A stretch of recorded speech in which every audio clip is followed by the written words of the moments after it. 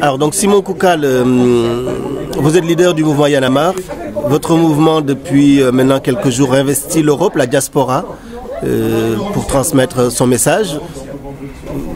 Pouvez-vous revenir un peu sur les raisons de ces rencontres que vous organisez en Europe? Bon, on a vu qu'on commençait à avoir pas mal d'esprits en Amar, un peu dans pas mal de villes, notamment en France, Belgique, Italie et Espagne, et même Suisse et la Suède aussi. Donc quand on a... C'est une initiative de l'Esprit de Paris par contre. L'Esprit de Paris qui a décidé d'organiser cette première rencontre de tous les esprits en Amar d'Europe. Donc qui a travaillé directement avec le noyau dur pour justement vulgariser le NTS, vulgariser les chantiers du NTS et surtout expliquer un peu aux Sénégalais que le combat c'était pas juste contre Wadenco, mais c'était plus contre un système, contre des mauvaises habitudes, des mauvaises attitudes, ces mauvais comportements, et aussi le rôle de la diaspora, que la diaspora a joué dans tout ça, vu qu'ils sont en contact avec d'autres systèmes, avec d'autres réalités, voir un peu comment on va dire faire la synergie de toutes ces visions et de toutes ces forces un peu éparpillées pour le bien du Sénégal. Et quel bilan faites-vous finalement de cette rencontre à Paris, de ce premier forum Y'en a marre en Europe? Quel bilan en faites-vous au niveau de la participation du public, du contenu des débats?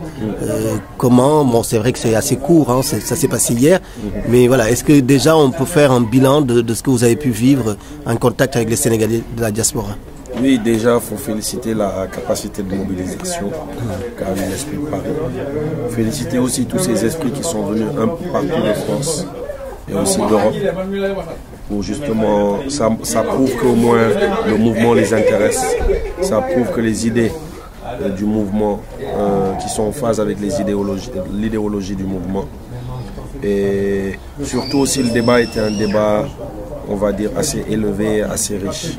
Bon, mis à part les partis politiques qui voulaient un peu tirer la couverture vers eux, mais bon, il faut les comprendre, c'est les politiques.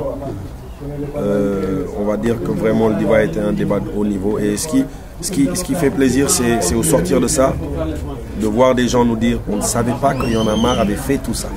Donc ça fait plaisir parce qu'il y a eu une petite exposition de photos, d'actions qu'on a eu à mener, surtout durant les élections, de certaines visites qu'on a reçues, des sensibilisations par rapport au Dasfananal, pas mal. Et quand on explique tout ça et qu'ils voient les photos à l'appui, et tous ces foyers d'initiative qu'on a à Niatimbar, à Ganjol, les gens croyaient que Y'en a marre c'était juste pour crier Watt dégage, pour voilà, jouer un peu les opposants, parler que de politique. Mais quand ils voient un peu tout ce qui tourne autour du mouvement et qu'ils le découvrent maintenant et que certains étaient là, sceptiques ou juste pour venir par curiosité, voir l'artiste Kurgui, l'artiste Fou Malade, l'artiste Simon, mais qui repart avec vraiment une intention de s'engager pour le mouvement. Donc ça veut dire vraiment que la mission a été accomplie et que voilà, ça ne fait que commencer, comme on a l'habitude de dire. Le combat fait que commencer parce que notre premier adversaire, c'est nous-mêmes. C'est nos anciennes habitudes, c'est nos mauvaises habitudes. Et il faudrait se battre contre ça d'abord. Et si nous on change, forcément en haut ça va changer.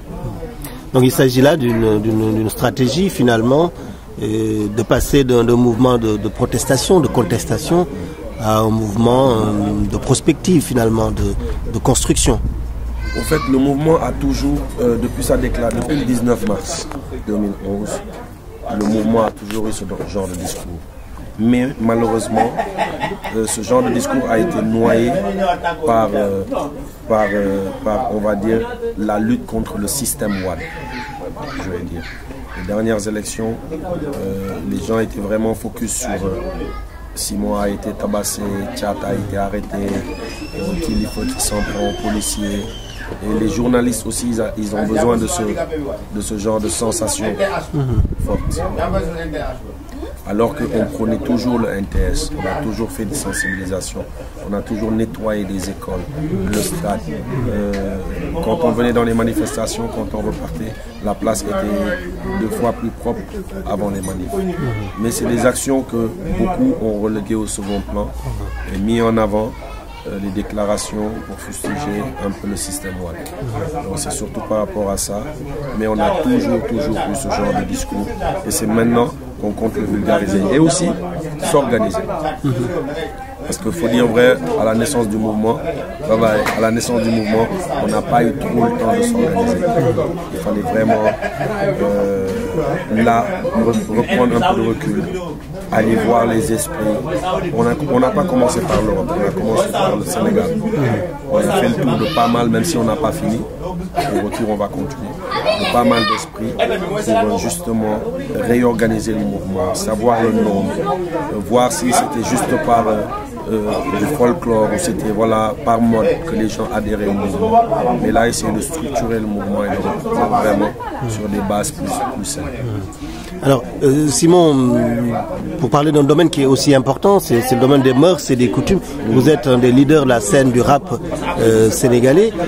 On parle beaucoup depuis quelque temps du système LMD, lutte, musique et danse. Avez-vous l'impression que la musique sénégalaise particulièrement, aujourd'hui, est en phase avec cette demande de nouveaux types sénégalais? Comment vous vivez l'évolution de la musique sénégalaise par rapport aux idées que vous portez?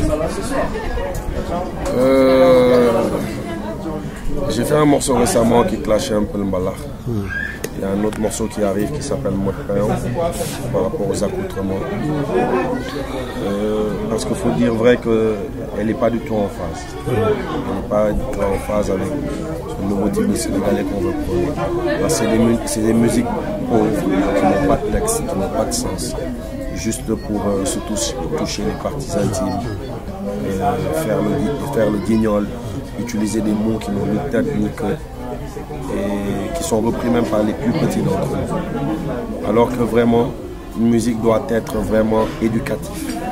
Ça doit servir à quelque chose. C'est des musiques qui servent juste à faire, voilà, le fait. Par rapport à ça, nous on essaie de prendre le contre-pied. Là, il y a des émissions qui se préparent pour un peu promouvoir les meilleurs élèves des instituts, de l'université, des lycées, aller chez eux, créer le buzz. Pour que l'élève qui est à côté ait envie que la prochaine fois on vienne vers lui. Qu'il fasse le buzz aussi. Et ne pas montrer que les lutteurs, que les musiciens, que les danseurs, que les footballeurs, non. Et montrer aussi les meilleurs élèves. Montrer pourquoi pas après les meilleurs profs, etc. etc. Donc essayer de promouvoir un peu l'excellence.